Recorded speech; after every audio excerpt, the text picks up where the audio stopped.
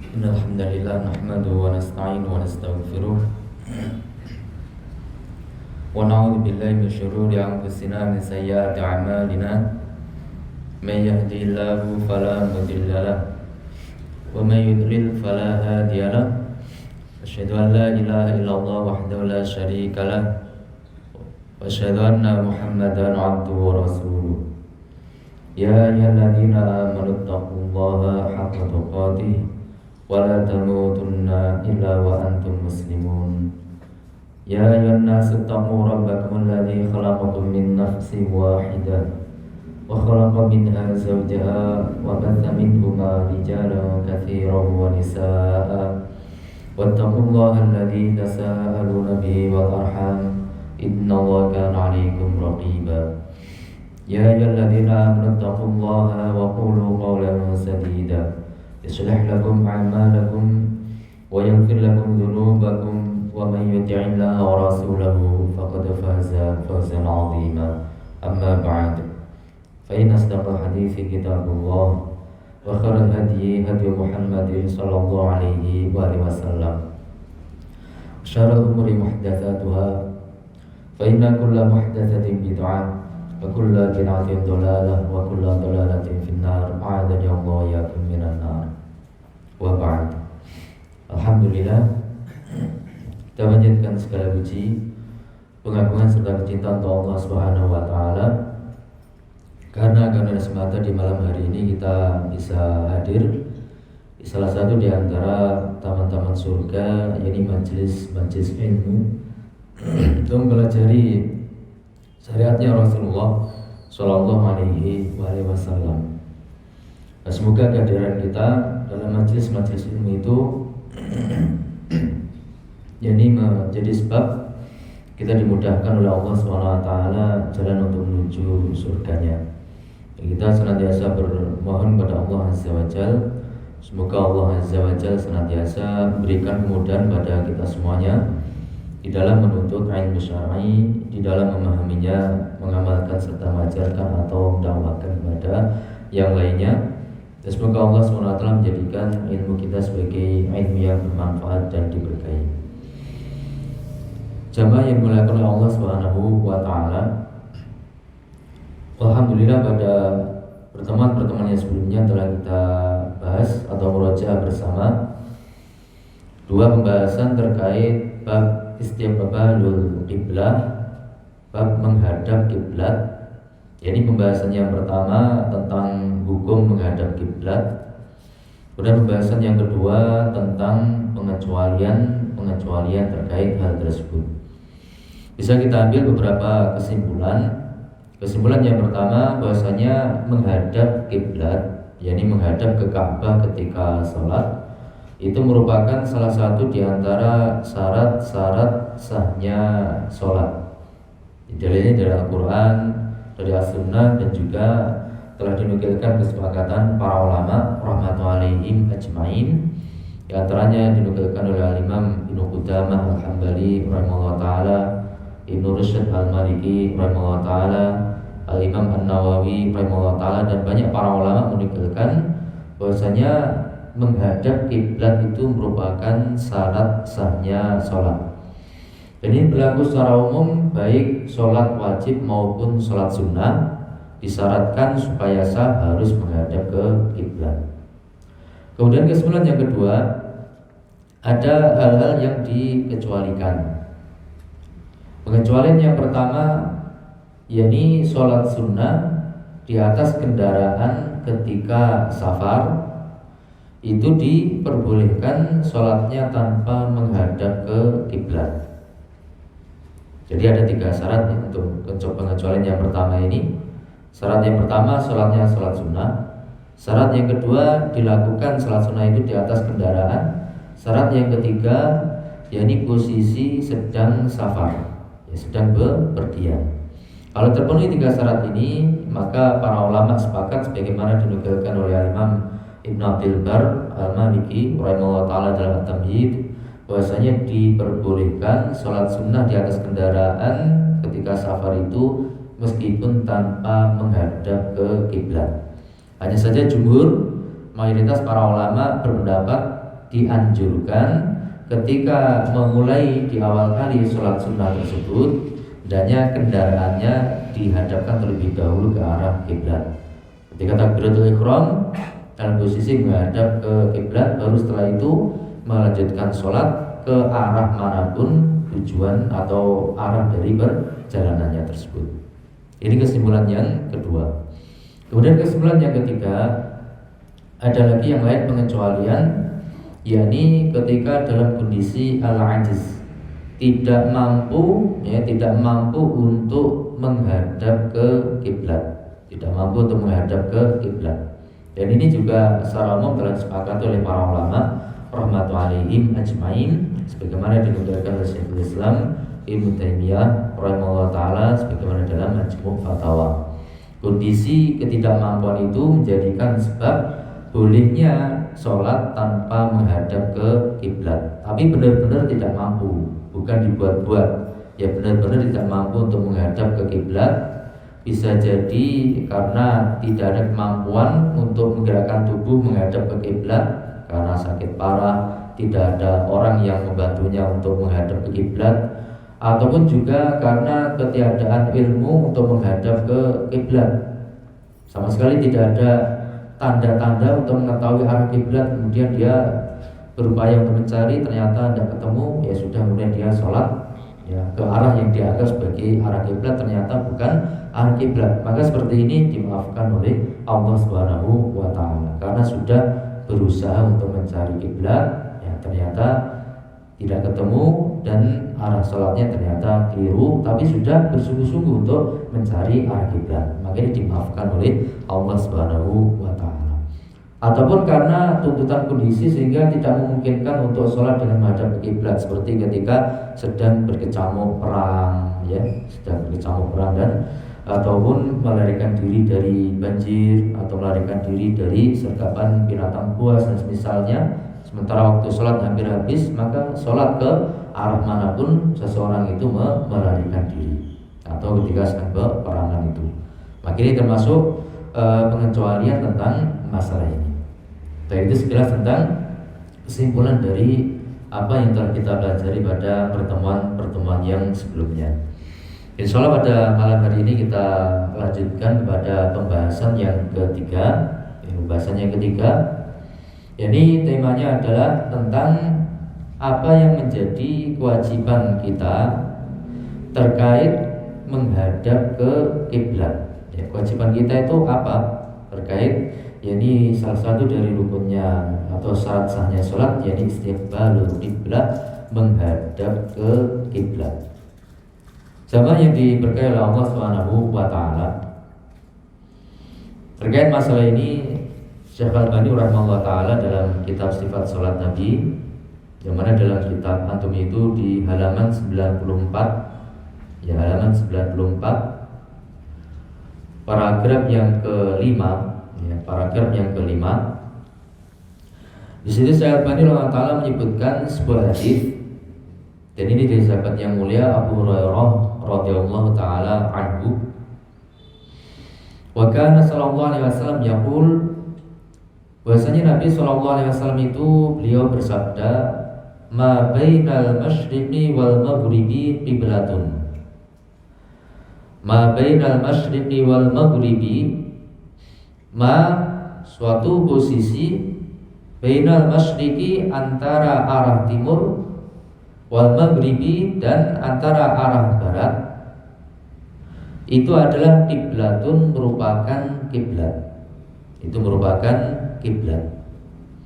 Di sini Nabi SAW menyampaikan sabda beliau yang mulia ini karena posisinya beliau berada di kota Madinah. Dan ma'ruf Madinah posisinya secara umum adalah di sebelah utara dari kota Makkah. Ya, sebelah utara dari kota Makkah. Otomatis kalau beliau SAW dan para sahabat yang ada di Madinah itu melaksanakan sholat, tentu saja posisi sholatnya atau kiblatnya menghadap ke selatan, ya menghadap ke selatan. Maka Nabi SAW memberikan patokan tauhid dalam masalah ini, kiblatnya adalah antara timur dan barat. Ya, pada posisi menghadap ke selatan, ya, menghadap ke selatan, maka kiblatnya antara timur dan barat. Ini keterangan dari Rasulullah Shallallahu Alaihi Wasallam. Apa yang dimaksudkan dengan antara timur dan barat ini? Para ulama menjelaskan bahwasanya sabda ini berlaku bagi orang-orang yang ada di Madinah atau yang searah dengan Madinah, yakni yang posisinya di utara kota Makkah, otomatis sholatnya menghadap ke selatan. Dan selatan itu kan posisinya tengah-tengah antara timur dan barat, ya, tengah-tengah antara timur dan barat. Maka dijelaskan oleh Imam Ahmad bin Hanbal rahimahullah taala, beliau pernah ditanya tentang makna dari hadis Abu Hurairah radhiyallahu taala anhu ini. Kata Imam Ahmad bin Hanbal rahimahullah taala, "Inna ma huwa binisbati ila al-Madinatil musyarrafah wa nahwiha." Baik. Atau kata Imam Ahmad rahimahullah taala, "Hadza fi kulli buldan." Model seperti ini berlaku di setiap negeri, illa bi Makkah indal bait. Kecuali kalau posisinya seorang itu di Mekah dekat dengan Baitullah, di Mekah dekat dengan Ka'bah. Ya, jadi model hadis ini bahwasanya kiblat itu rentangnya luas. Ya, kiblat itu rentangnya luas, berlaku bagi setiap negeri model seperti itu, kecuali kalau sedang berada di Mekah dekat dengan Ka'bah.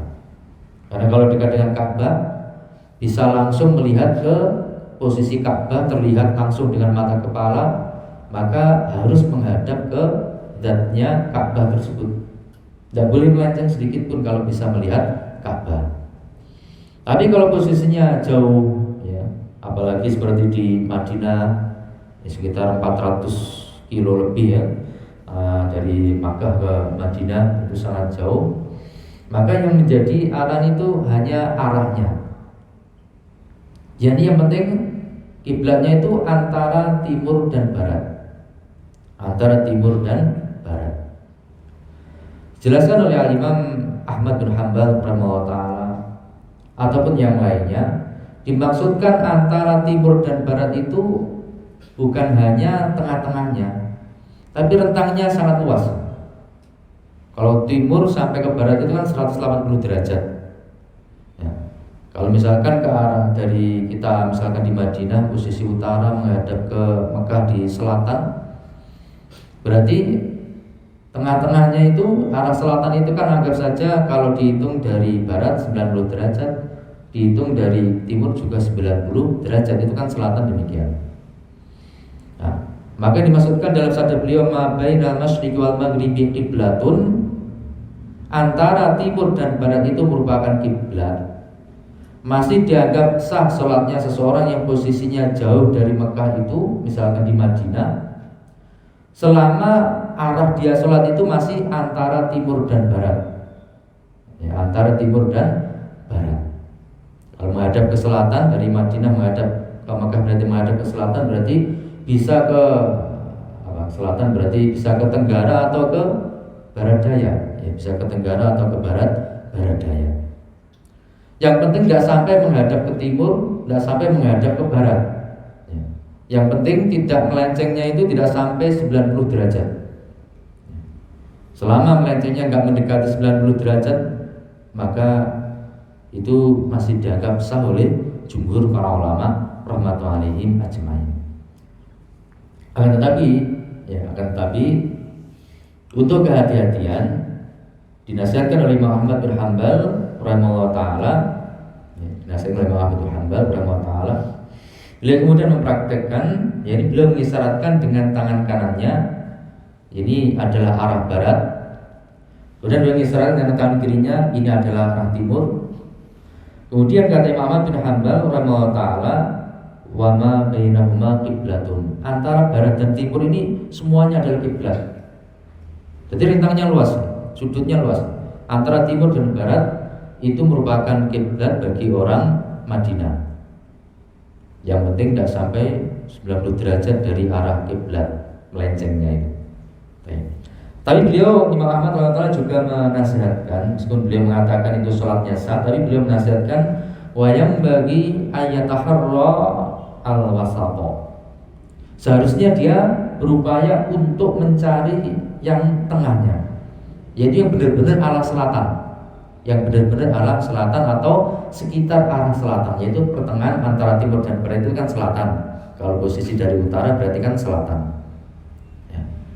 Meskipun kalau melenceng 45 derajat ya masih sah ke kanan, atau melenceng 45 derajat ke kiri juga masih sah. Tapi untuk kehati-hatian, Imam Ahmad bin Hanbal rahimahullah menasihatkan cari yang pertengahannya. Cari yang pertengahannya. Kalau dicari pertengahannya, yakni pas ke arah selatan, sebenarnya dari Madinah juga belum pas ke Mekah, tapi itu sudah lumayan dekat dengan posisi ke Mekah, tidak terlalu jauh melencengnya. Dan itu menurut jumhur para ulama adalah sah. Ya. Melenceng sedikit, itu kalau sedikit sekali justru disepakati oleh para ulama rahmatullahi alaihim ajmain. Kalau melencengnya tidak terlalu banyak, itu juga masih sah menurut jumhur para ulama rahmatullahi alaihim ajmain. Tapi kajian ini kita bahas dulu, yakni berdasarkan keterangan para ulama, yakni di masa-masa yang terdahulu.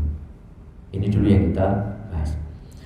Hadis ini bisa dipahami. Jadi antara timur dan barat, rentang yang sangat luas ini itu adalah kiblat.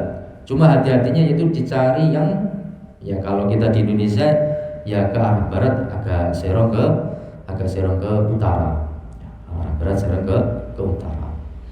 Taruh kata kita sholatnya persis ke arah barat, kalau menurut jumhur juga sah. Menurut jumhur juga sah. Tapi kalau menurut ulama Syafi'iyah tidak sah. Karena harus apa? Kalau ulama Syafi'iyah harus persis ke arah zatnya kiblat, arah zatnya Ka'bah tersebut. Ini satu hadis yang disebutkan oleh Syekh Al-Albani rahimahullah taala. Dan ada pembahasan di antara para ulama. Sebagian ulama melemahkannya, dan sebagian ulama yang lain mensahihkan hadis ini. Ringkasnya kalau kita lihat jalur-jalur periwayatan yang dipaparkan oleh Syekh Al-Albani rahimahullah taala dalam Irwaul Ghalil, di sana ada hadis Abu Hurairah radhiyallahu ta'ala dengan dua jalur sanad, satunya dhaif, satunya hasan. Ada hadis Ibnu Umar radhiyallahu ta'ala mauquf dengan sanadnya sahih. Ada mursal Abi Kilabah ya, dengan sanad yang sahih. Kemudian juga ada mursal yang lain. Maka kesimpulannya wallahu alam ya sebagaimana yang disebutkan oleh Syekh Al-Albani rahimahullah taala dalam Irwaul Ghalil, kemudian juga dalam sifat salat, asal sifat salat, bahwasanya hadis ini adalah hadis yang sahih bimajmu'i turuqihi. Ya, hadis yang sahih dengan terkumpulkannya jalur periwayatannya. Jamaah yang dimuliakan oleh Allah Subhanahu wa taala.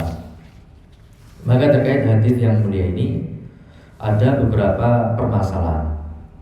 Dan permasalahan ini permasalahan yang penting untuk kita mengetahuinya.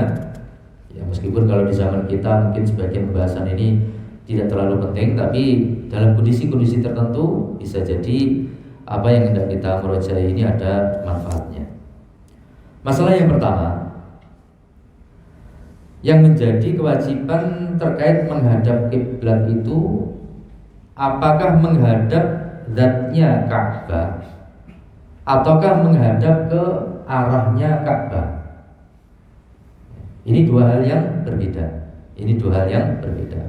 Jadi pertanyaannya, masalah yang pertama, yang menjadi kewajiban kita ketika sholat itu, apakah menghadap zatnya Ka'bah, persis ke zatnya Ka'bah? Kita sholat kalau ditarik garis lurus nyambung sampai ke Ka'bah di sana, harus persis, tidak boleh melenceng sedikit pun. Ataukah yang menjadi kewajiban kita itu yang penting menghadap ke arahnya Ka'bah? Kita di Indonesia arah Ka'bah ya secara umum adalah barat ya. Maka ini ada perincian di antara para ulama rahmatullahi ajmain. Sebagaimana disebutkan oleh Imam Ibnu Qudamah dan juga para ulama yang lain, perlu kepada perincian. Nah, kenapa harus diperinci? Karena keadaan manusia itu berbeda-beda. Ada secara umum manusia itu yang ketika sholat langsung melihat ke Ka'bah karena posisinya di dalam Masjidil Haram, bisa melihat Ka'bah secara langsung. Ada pula yang tidak bisa melihat ke Ka'bah secara langsung. Dia di luar Masjidil Haram atau bahkan di luar kota Mekah atau bahkan di tempat yang jauh seperti kita di Indonesia, tidak bisa melihat Ka'bah secara langsung. Ya, tidak bisa melihat Ka'bah secara langsung. Karena ada dua keadaan yang berbeda ini, maka hukumnya harus diperinci. Perincian yang pertama, bagi siapapun yang bisa menyaksikan Ka'bah secara langsung, ya, dia berada di dalam Masjidil Haram, ya, di dalam Masjidil Haram, jadi dia bisa melihat Ka'bah secara langsung dengan mata kepalanya, maka kewajibannya adalah menghadap zatnya Ka'bah. Ya, menghadap zatnya Ka'bah. Dan ini bil ijma' dengan kesepakatan para ulama rahmatullahi alaihim ajmain. Banyak para ulama yang menukilkan ijma' ini, diantaranya Al-Imam Ibnu Abdul Bar rahimahullah ta'ala dalam At-Tamhid, Al-Imam Ibnu Qudamah rahimahullah ta'ala dalam Al-Mughni, dan juga Al-Imam Ibnu Rusyad Al-Maliki dalam Bidayatul Mujtahid, dan para ulama yang lainnya menukilkan kesepakatan kalau seorang posisinya di dalam Masjidil Haram dan dia bisa melihat langsung ke zatnya Ka'bah, maka kewajiban dia adalah menghadap ke zatnya Ka'bah. Ke zatnya Ka'bah ini dengan kesepakatan para ulama rahmatullahi alaihim ajmain. Kita baca sebagian dari nukilan ijma tersebut. Ini kalamnya Imam Ibnu Abdul Bar rahimahullah ta'ala. Karena pilih kalam ini karena mengandung faedah-faedah yang lain. Kata Imam Ibnu Abdul Bar rahimahullah ta'ala dalam kitab At-Tamhid jilid 17 halaman 54, ajma'al ulama, para ulama telah sepakat. Kemudian disebutkan 3 kesepakatan para ulama rahmatullahi alaihim ajmain. Kesepakatan yang pertama, anal qiblatan allati amara Allah biha nabiyahu wa ibadahu bitawajjuhi nahwaha fi sholatihim, bahwasanya kiblat yang mana Allah SWT telah memerintahkan nabinya, telah merintahkan para hambanya untuk menghadap ke kiblat itu di dalam sholat yang mereka kerjakan.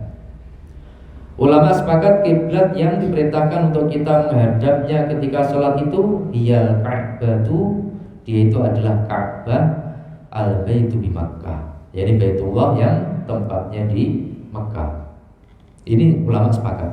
Jadi para ulama telah sepakat kiblat yang kita diperintahkan untuk menghadapnya ketika kita sholat itu adalah Ka'bah Baitullah yang berada di dalam Masjidil Haram yang terletak di kota Makkah. Ini dengan kesepakatan para ulama rahmatullahi alaihim ajmain. Tidak ada perselisihan sama sekali tentang masalah ini. Maka keliru kalau ada sebagian kaum muslimin menganggap bahwasanya kiblat itu Karbala, yang lain menganggap kiblat itu suatu tempat di India. Orang Indonesia punya acara lain lagi, kiblatnya di misalkan Sulawesi, Gunung Lumpuh Batang, atau tempat-tempat yang lain dianggap sebagai kiblat. Bahkan dianggap bahwasanya menuju ke tempat-tempat tersebut itu sudah mewakili haji ke Masjidil Haram, ke Makkah Al-Mukarramah. Bahkan sebagian punya keyakinan bahwasanya menuju ke tempat tertentu, di gunung tertentu, di pulau tertentu itu memiliki keutamaan melebihi haji ke Baitullah. Wah, ini jelas menyelisih kesepakatan para ulama rahmatullahi alaihim. Jadi ulama sepakat Baitullah yang kita perintahkan untuk menghadapnya ketika sholat itu adalah yakni Ka'bah yang ada di Masjidil Haram di kota Makkah. Ini kesepakatan yang pertama. Kesepakatan yang kedua, dan ini yang terkait pembahasan kita, wa annahu fardun ala kulli man syahadaha wa ayanaha istiqbaluha. Bahwasanya wajib, ulama sepakat bahwasanya wajib bagi setiap yang bisa menyaksikan Ka'bah, bisa melihat Ka'bah dengan mata kepalanya secara langsung, kewajibannya adalah istiqbaluha, menghadap ke zatnya Ka'bah, ya, menghadap ke zatnya Ka'bah. Ini kesepakatan yang kedua. Kesepakatan yang ketiga, wa annahu Dan bahasanya intaraka istiqbalaha, jika seorang itu tidak menghadap ke zatnya Ka'bah, wa huwa mu'ayyinun laha, padahal dia itu dalam kondisi bisa melihat langsung ke Ka'bah, au 'alimun bi jihatiha, atau dia mengetahui arahnya Ka'bah secara pasti, tapi sholatnya kok tidak menghadap ke zatnya Ka'bah, fala sholata alaihi wa alaihi i'adatu kullama shalla kadzalik, tidak sah sholatnya dan wajib bagi dia untuk mengulangi setiap sholat yang dia lakukan seperti itu, seperti itu. Nah, baik, ini 3 kesepakatan disebutkan oleh Imam ini Ibnu Abdul Bar Al-Maliki rahimahullah ta'ala. Kemudian dijelaskan oleh sebagian ulama Hanabilah, yang dimaksudkan itu la yakhruju syai'un min badanihi anha nasrani. Ketika posisinya di dalam Masjidil Haram, bisa langsung melihat ke Ka'bah, itu harus persis menghadap ke Ka'bah. Dimaksudkan tidak ada satupun atau sedikit pun dari anggota tubuhnya itu yang keluar dari arah Ka'bah. Jadi misalkan kita berada di Masjidil Haram, Ka'bah tepat di depan kita, maka kewajiban kita ketika sholat, ya sholat persis menghadap ke Ka'bah tersebut dengan seluruh anggota tubuh kita. Jadi kalau misalkan kita sholatnya itu agak miring gitu ya, agak miring ke kanan misalkan, sehingga kalau dilihat itu yang tubuh bagian kiri kita itu masih searah Ka'bah, tapi tubuh bagian kanan kita itu sudah di luar Ka'bah, maka seperti ini sholatnya tidak sah. Ya, seperti ini sholatnya tidak sah. Nah, kalau sudah berada di dalam Masjidil Haram dan bisa melihat Ka'bah, maka seluruh posisi tubuh kita itu harus menghadap ke Ka'bah. Tidak ada yang di luar posisi menghadap ke Ka'bah. Ya. Sampai dijelaskan demikian oleh para ulama rahmatullahi alaihim ajmain. Baik. Tapi beda lagi kalau seorang berada di dalam Masjidil Haram, tapi yang pas bagian-bagian belakang yang agak jauh dari Ka'bah, yang di situ sudah tertutup oleh tiang-tiang masjid yang besar-besar, sehingga dia tidak bisa langsung melihat kepada Ka'bah. Ya, maka di sini ada khilaf, kalau yang seperti ini ada khilaf di antara para ulama rahmatullahi alaihim ajmain. Yang rajih atau yang dirajihkan oleh Syekh Utsaimin rahimahullah ta'ala, kalau orang seperti itu di dalam Masjidil Haram tapi tidak bisa melihat Ka'bah secara langsung, bisa jadi karena tertutup oleh jamaah yang ada atau tertutup oleh tiang-tiang yang ada, dan bisa melihat Ka'bah secara langsung, maka kewajiban dia adalah berijtihad, ya, berupaya sungguh-sungguh untuk mengarahkan tubuhnya itu ke arah Ka'bah, Itu kewajibannya menurut atau yang dirujukkan oleh Syekh Utsaimin rahimahullah ta'ala. Tapi ini ada khilaf di antara para ulama. Jamaah yang dimuliakan oleh Allah Subhanahu wa ta'ala. Kemudian perincian yang kedua, kalau seorang itu tidak bisa melihat Ka'bah secara langsung, ya, tidak bisa melihat Ka'bah secara langsung dengan mata kepala, maka kalau yang seperti ini ada khilaf di antara para ulama rahmatullahi alaihim ajmain. Ya, kayak kita di Indonesia kan tidak bisa melihat Ka'bah secara langsung, ya, tidak bisa melihat Ka'bah secara langsung. Nah, maka kewajiban kita yang tidak bisa melihat Ka'bah secara langsung ini ada perbedaan pendapat di antara para ulama rahmatullahi alaihim ajmain. Kalau pendapat yang mu'tamad, pendapat yang dikuatkan di kalangan mazhab Syafi'iyah, dan ini juga sebagian qaul dari Hanafiyah, sebagian qaul dari Malikiyah, sebagian qaul dari Hanabilah, tapi yang dominan yakni dari mazhab Syafi'iyah, dan ini juga nasnya al-Imam Asy-Syafi'i rahimahullah dalam Al-Um. Kewajibannya tetap menghadap ke Ainul Ka'bah, menghadap ke zatnya Ka'bah, harus persis menghadap ke Ka'bah. Ini pendapatnya ulama Syafi'iyah rahmatullahi alaihim ajmain. Pendapat yang utama di kalangan ulama Syafi'iyah rahmatullahi alaihim ajmain.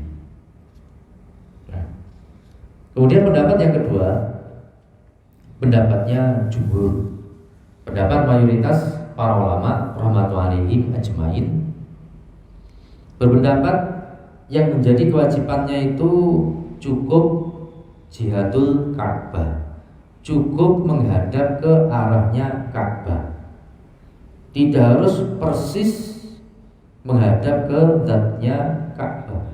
Apalagi kalau jaraknya jauh kayak kita di Indonesia ini, itu akan menjadi suatu hal yang sangat menyulitkan kalau harus persis menghadap ke Ka'bah. Mungkin sangat sedikit yang sholatnya sah kalau caranya seperti itu, harus persis menghadap ke Ka'bah. Pakai alat yang canggih pun mesti diperkirakan juga masih ada melesetnya, masih ada melesetnya. Maka jumhur berpendapat kewajiban bagi orang yang tidak bisa melihat Ka'bah secara langsung karena tertutup oleh sesuatu atau karena jarak yang sangat jauh, maka kewajibannya adalah menghadap ke arahnya Ka'bah, ya, menghadap ke arahnya Ka'bah. Ini pendapatnya jumhur, mayoritas para ulama rahmatullahi alaihim ajmain, dan juga dalil yang dinukilkan oleh Al-Imam Al-Muzani rahimahullah dari Al-Imam Asy-Syafi'i rahimahullah. Imam Syafi'i punya dua qaul. Imam Syafi'i rahimahullah punya dua qaul. Satu qaul yang ada di mengatakan kewajibannya menghadap ke zatnya Ka'bah. Qaul yang lain dinukilkan oleh murid beliau Al-Imam Al-Muzani rahimahullah, kewajibannya adalah menghadap ke arahnya Ka'bah. Sebagaimana pendapatnya jumhur, mayoritas para ulama rahmatullahi alaihim ajmain. Tapi kalau yang dipegang oleh mayoritas ulama Syafi'iyah yang ada di dalam kitab kewajiban bagi orang yang tidak bisa melihat zatnya Ka'bah ya tetap harus menghadap ke zatnya Ka'bah. Itu yang dikuatkan oleh para ulama Syafi'iyah rahmatullahi ajmain. Jadi di sini kita tahu ada perbedaan pendapat di antara para ulama rahmatullahi ajmain. Maksud Anda sampaikan ini supaya kita punya wawasan, karena banyak terjadi permasalahan di luar, ya, banyak terjadi permasalahan di luar terkait masalah kiblat ini, terkait masalah kiblat. Satunya mengatakan ini sesuai pendapat jumhur, ini sudah tidak apa-apa arah masjid kita ini meskipun sedikit melenceng, tidak apa-apa, kan masih ke arahnya Ka'bah. Yang satunya lagi berpendapat, tidak bisa seperti itu. Sholat itu harus persis menghadap ke zatnya Ka'bah. Tidak bisa, pokoknya harus persis menghadap ke Ka'bah. Mungkin antum sering dengar perkataan seperti itu. Maka di sini kita murojaah bahwasanya masalah ini memang ada perbedaan pendapat di antara para ulama rahmatullahi alaihim ajmain. Dan kita harus bijak di dalam menyikapi perbedaan pendapat di sini. Masing-masing mendatangkan dalilnya, ya, masing-masing mendatangkan sisi pendalilan terkait pendapatnya tersebut. Ulama Syafi'iyah mendatangkan dalilnya, jumhur juga mendatangkan dalilnya tentang masalah ini, Maka kalau misalkan kemudian dari pihak takbir mendapati masjidnya ternyata kurang pas, ketika misalkan ada inisiatif dari takbir untuk merubah arah masjidnya supaya benar-benar atau lebih mendekati ke arah Ka'bah, ini harus dibicarakan dulu dengan jamaah yang ada. Baiknya bagaimana supaya tidak terjadi keributan, ya, supaya tidak terjadi keributan. Baiklah, sebenarnya kalau mengacu kepada hadis Abu Hurairah radhiyallahu anhu tadi, ya jelas antara timur dan barat itu adalah kiblat. Kalau kita di Indonesia berarti antara utara dan selatan itu adalah kiblat. Rentangnya luas. Bahkan kita secara umum sudah menghadap ke barat, bahkan juga sudah akan melenceng ke utara. Ini sudah relatif sangat dekat dengan arahnya Ka'bah, meskipun kemungkinan belum tepat persis, tapi itu sudah suatu perkara yang dimaklumi, ya, ditoleransi dalam sabdanya Rasulullah SAW tadi, ma bainal masyriqi wal maghribi qiblatun, antara timur dan barat itu kiblat. Jadi kalau kita Indonesia antara utara dan selatan itu kiblat. Mau menghadap ke barat laut, menghadap ke barat daya, itu kiblat semua, masih sah salat kita kalau menurut jumhur para ulama rahmatullahi alaihim ajmain. Cuma hati-hatinya ya tentu menghadap ke barat, atau lebih hati-hati lagi menghadap ke barat agak serong ke utara. Adapun kalau lebih detail lagi, zaman sekarang kan sudah ada kompas magnetik, ada kompas digital. Maka para ahli memberikan keterangan bahwasanya arah kiblat untuk kita di Gresik atau di Lamongan itu sekitar pada posisi 294 derajat. Kalau dihitung dari dari utara.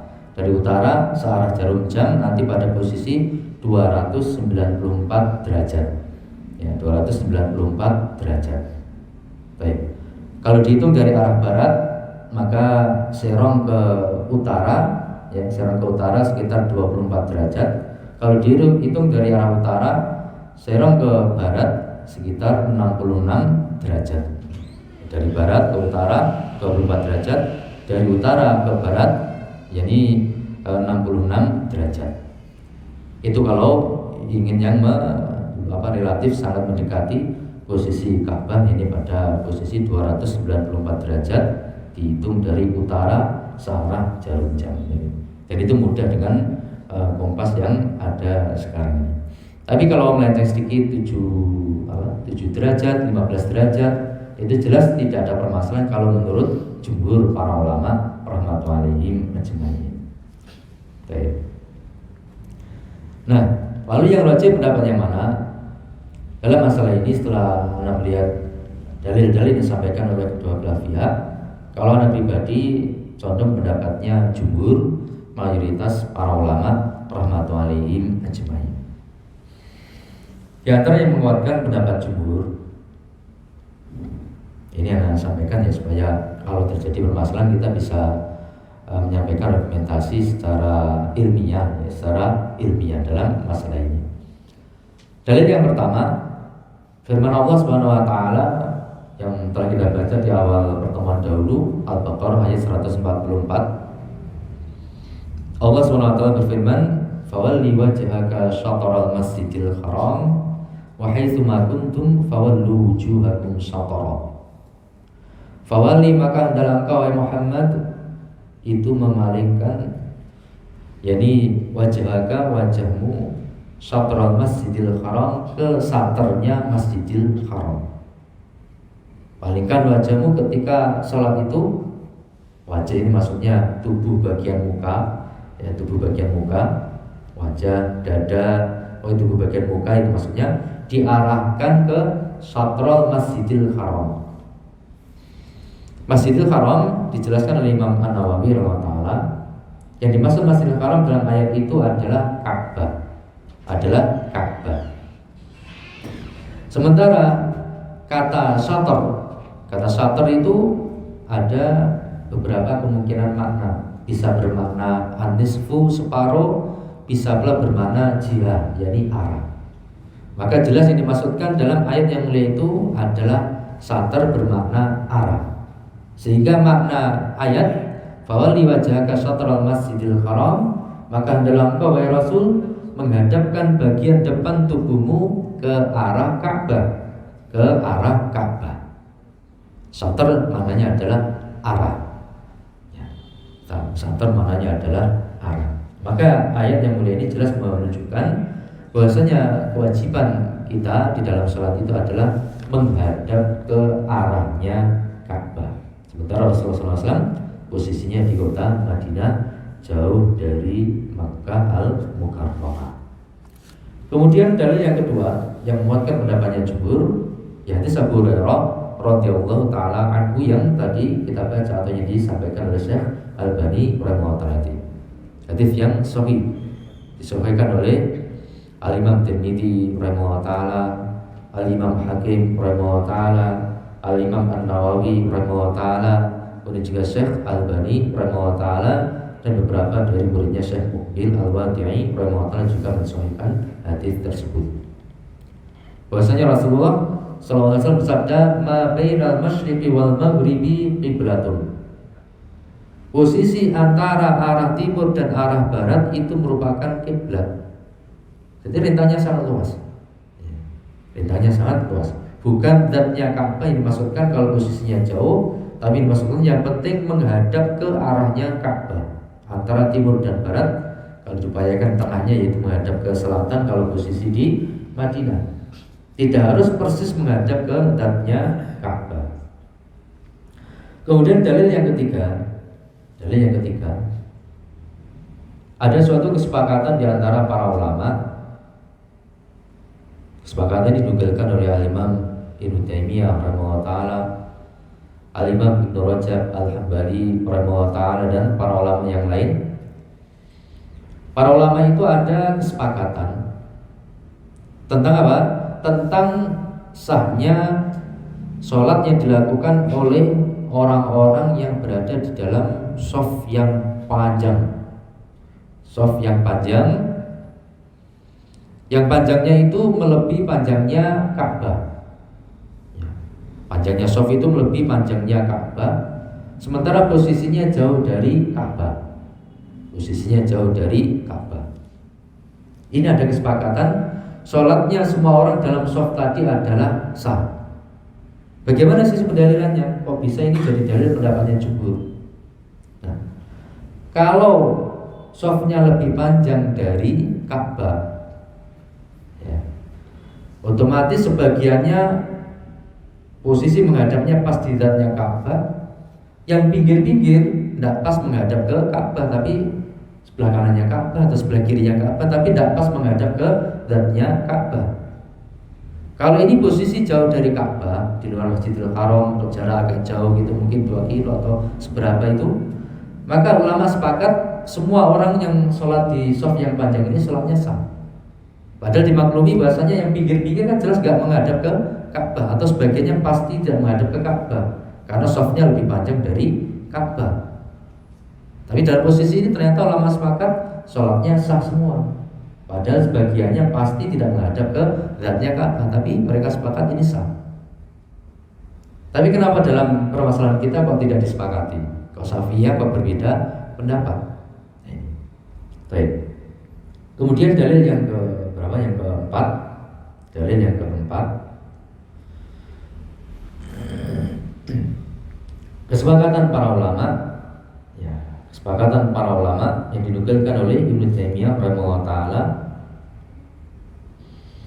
tentang sahnya sholatnya kaum muslimin di masjid-masjid yang dibangun oleh para sahabat ridwanu alaihim ajmain. Jadi para sahabat itu ketika membangun masjid-masjid di berbagai negeri, di berbagai kota yang posisinya itu jauh dari Makkah, bangun masjid di Kufa, di Basra, di Baghdad, atau tempat yang lain yang jauh dari Makkah. Bisa dipastikan bahasanya kalau ditarik garis lurus dari masjid-masjid tersebut, sebagiannya atau bahkan sebagian besarnya tentu tidak persis menghadap ke zatnya Ka'bah. Tapi nyatanya para ulama sepakat sholatnya kaum muslimin di masjid-masjid di berbagai kota yang jauh dari Mekah itu yang dibangun oleh para sahabat ridwanullah ajmain itu adalah sah sholatnya. Sholatnya sah, padahal tidak semuanya persis menghadap ke zatnya Ka'bah. Ini disepakati tentang keabsahan sholat dari orang-orang yang sholat di masjid-masjid tersebut. Maka ini menguatkan pendapatnya jumhur para ulama rahmatullahi alaihim ajmain. Dalil yang lainnya juga bahwasanya perkataan ma bainal masyriqi wal maghribi qiblatun ini bukan hanya sabdanya Rasulullah sallallahu alaihi wasallam, tapi ini juga terukilkan dari Umar bin Khattab radhiyallahu ta'ala anhu, Utsman bin Affan radhiyallahu ta'ala anhu, Ali bin Abi Thalib radhiyallahu ta'ala anhu, Abdullah bin Umar radhiyallahu ta'ala anhu, Abdullah bin Abbas radhiyallahu ta'ala anhu, dan para sahabat yang lainnya.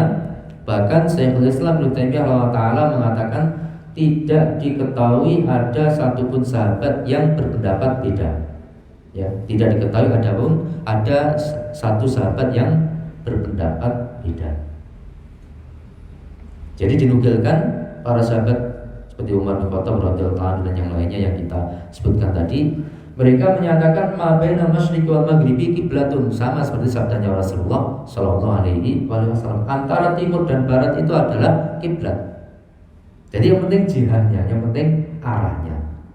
Dan tidak didapatkan satu pun sahabat yang berpendapat seperti pendapatnya ulama Syafi'iyah, harus persis menghadap ke zatnya Ka'bah. Tidak didapati pendapat yang berbeda seperti itu dari seorang pun sahabat Nabi ridwanu alaihim ajmain. Baik. Insyaallah cukup, ini beberapa di antara hal-hal yang menunjukkan kuatnya pendapat jumhur para ulama rahmatullahi alaihim ajmain. Jamaah yang dimuliakan oleh Allah Subhanahu wa taala. Kemudian masalah yang kedua, seseorang yang melenceng sedikit kiblatnya. Tentang seseorang yang melenceng sedikit kiblatnya, 7 derajat, 10 derajat, sedikit, sangat sedikit ya, 15 derajat misalnya kan sedikit. Maka kalau melenceng dari kiblatnya itu hanya sedikit, dikatakan oleh Imam Al-Baghawi Asy-Syafi'i rahimahullah taala dalam Syarhus Sunnah,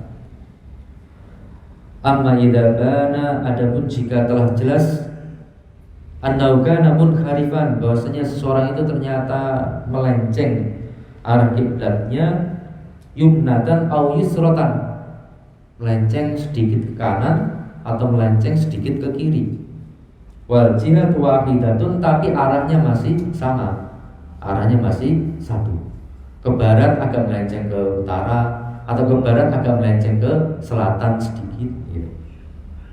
Fala i'adata alaihi bil ittifaq, maka para ulama sepakat tidak ada kewajiban untuk mengulang sholatnya tersebut. Kalau ada kewajiban untuk mengulang berarti sepakati sholatnya sah. Jadi ulama sepakat kalau melenceng dari kiblat itu hanya sedikit, ini disepakati sholatnya adalah sah, tidak perlu untuk diulang, tidak ada kewajiban untuk mengulangi sholat tersebut kalau melencengnya sedikit. Kalau melencengnya sedikit. Ini sholat tentang kekeliruan arah kiblat ini akan kita bahas lebih lanjut di pertemuan berikutnya, karena hadisnya agak panjang dari Syekh Albani rahimahullah taala. Kita fokus pada pembahasan tentang apa yang menjadi kewajiban kita di dalam menghadap kiblat tersebut. Jamaah yang diberkahi oleh Allah Subhanahu wa taala. Kemudian masalah yang ketiga, tingkatan-tingkatan atau tahapan-tahapan secara berurutan tentang kewajiban seseorang terkait menghadap ke kiblat. Ini berbeda-beda kewajibannya.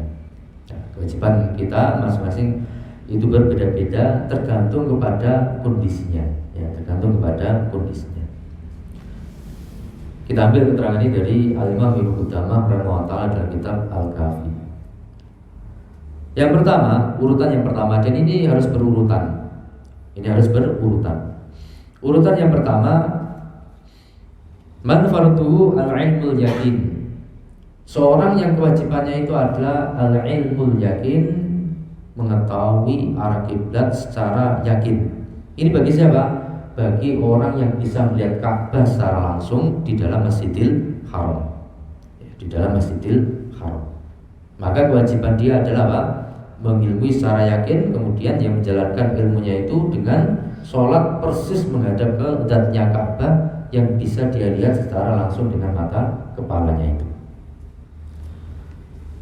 Kalau tidak bisa yang pertama ini karena posisinya tidak di dalam Masjidil Haram atau jauh dari Masjidil Haram.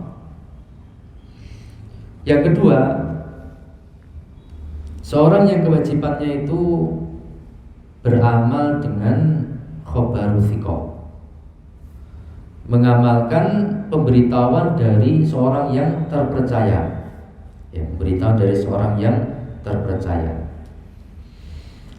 atau beramal dengan mihrab di dalam masjid-masjidnya kaum muslimin yang didapatkan. Yang kedua berlaku bagi siapa? Berlaku bagi seorang yang tidak bisa melihat Ka'bah secara langsung, tapi dia masih berada di wilayah pemukiman kaum muslimin. Maka ada dua kemungkinan.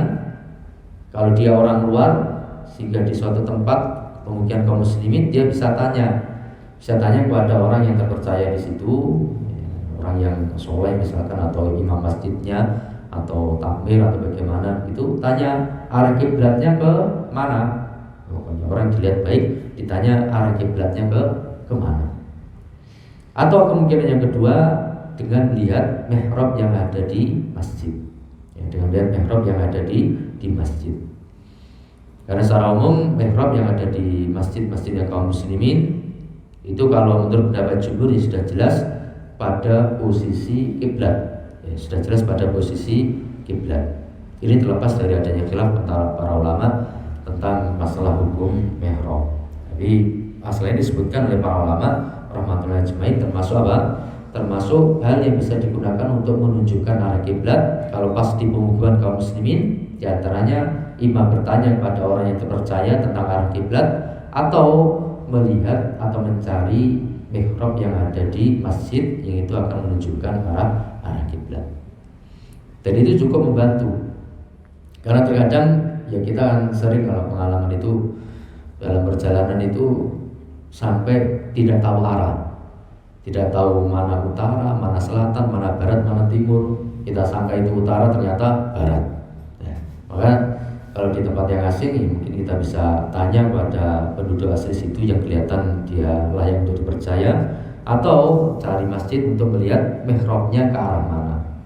Maka dugaan kuat mihrab yang ada di masjid yang kaum muslimin itu dugaan kuat sudah mengarah ke kiblat, ya sudah mengarah ke kiblat.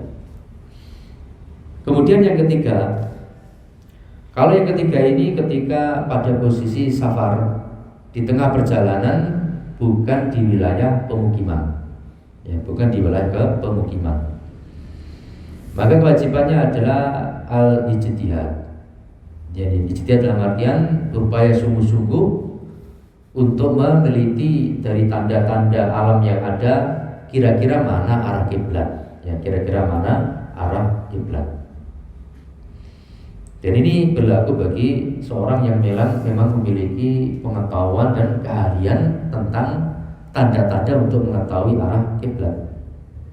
Karena terkadang ada seorang itu ahli fikih, ahli dalam hukum fikih, tapi tidak ahli dalam astronomi, tidak ahli dalam masalah arah-arah, tanda-tanda dan semisalnya, tidak ahli. Ada pula yang sebaliknya, ahli dalam astronomi, ahli dalam ilmu falak, ahli dalam masalah mengetahui tanda-tanda alam, tapi tidak ahli dalam fikih. Ada pula yang menggabungkan ahli dalam fikih hukum syar'i, tapi juga ahli dalam ilmu falak, ahli astronomi, kemudian tentang tanda-tanda alam, demikian. Ini keadaan-keadaan manusia. Maka yang ketiga ini berlaku bagi seseorang yang memiliki keahlian tentang mengetahui tanda-tanda alam untuk mengetahui arah kiblat. Misalnya nanti akan kita sebutkan. Kemudian yang keempat, seorang yang kewajibannya taklid. Seorang yang kewajibannya taklid, mengikut kepada orang yang dia percaya. Dan ini berurutan. Jadi yang pertama, kalau memang bisa melihat Ka'bah secara langsung, ilmu yakin harus dijalankan ilmunya tersebut. Kalau tidak bisa melihat Ka'bah secara langsung, tapi berada di pemukiman, tidak boleh ijtihad. Menurut sebagian ulama, tidak boleh dia ijtihad. Kalau berada di pemukiman, tanya kepada orang di situ atau lihat mihrab yang ada di masjid. Karena dugaan kuat itu sudah mengarah ke Ka'bah. Tapi ini pendapatnya sebagian ulama rahmatullahi ajmain. Kemudian kalau berada di luar pemukiman baru berijtihad. Kalau memang dia punya keahlian untuk berijtihad dalam masalah ini. Kemudian yang keempat, kalau jadi tidak punya kemampuan untuk mengetahui arah kiblat dengan tanda-tanda yang ada, atau bahkan dia seorang yang buta, maka kewajibannya ya taklid, mengikut pada seseorang yang dia bisa untuk mempercayainya. Khanibuddin rahmani wa rahmatullah. Masalah yang keempat, yang terakhir, yakni tanda-tanda untuk mengetahui arah kiblat itu apa saja. Ini ada beberapa hal yang disebutkan oleh para ulama rahmatullahi alaihim ajmain.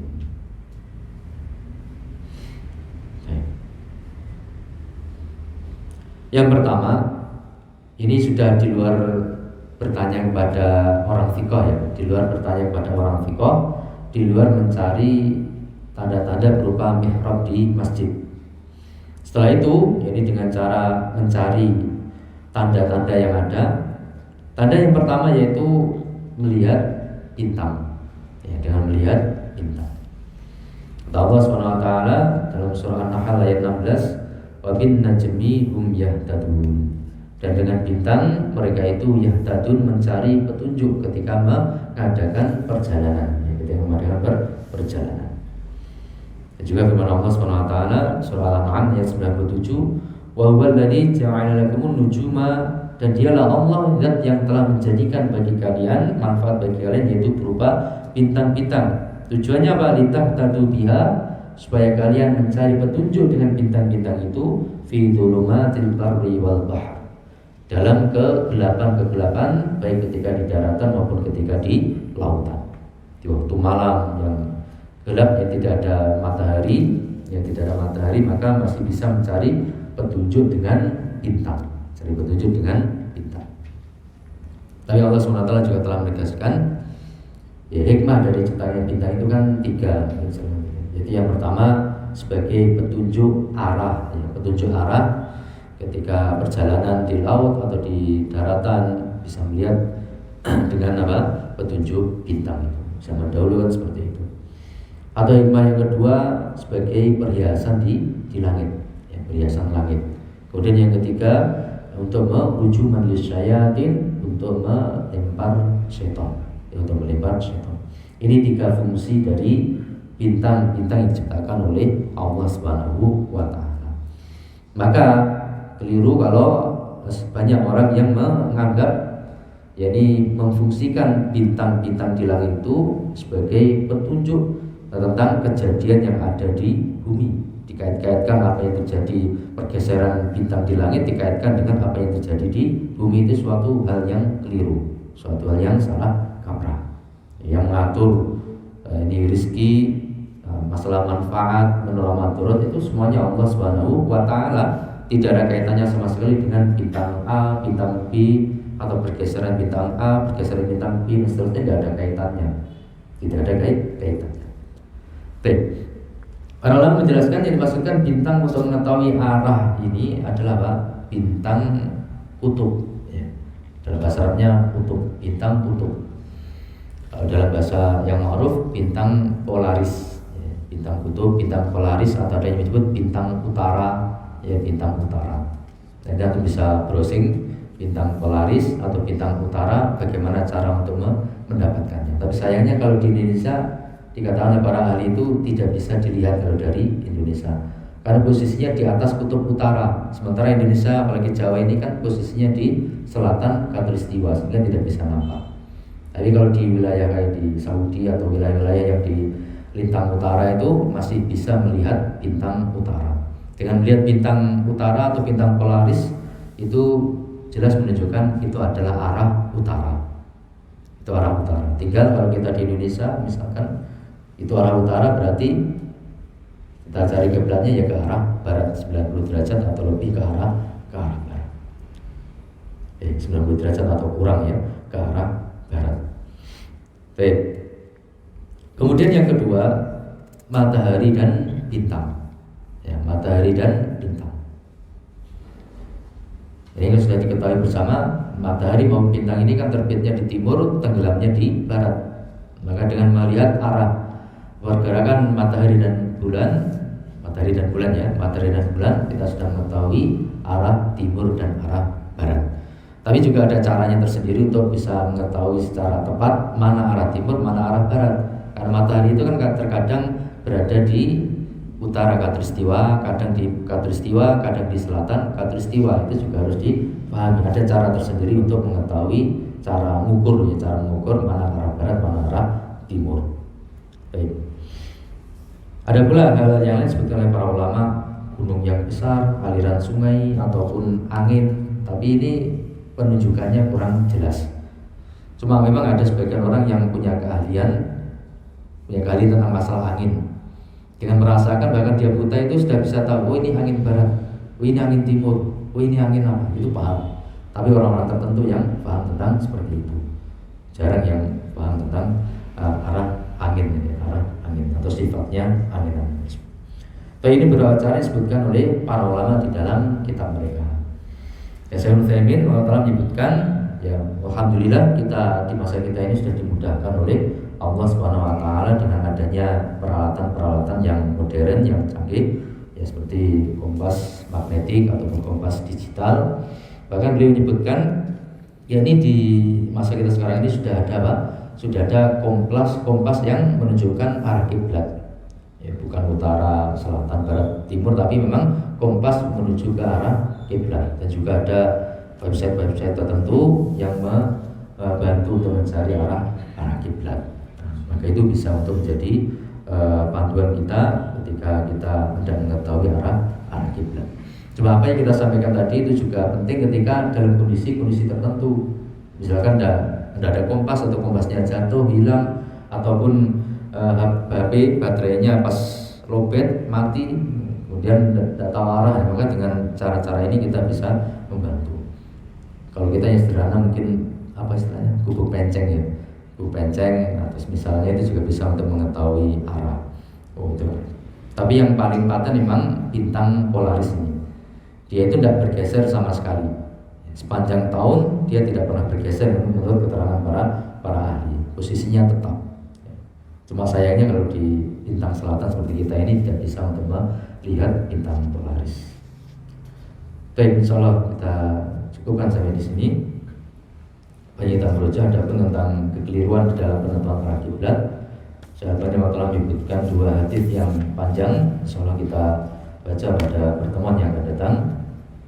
Barangkali ada yang sudah didiskusikan. Monggo.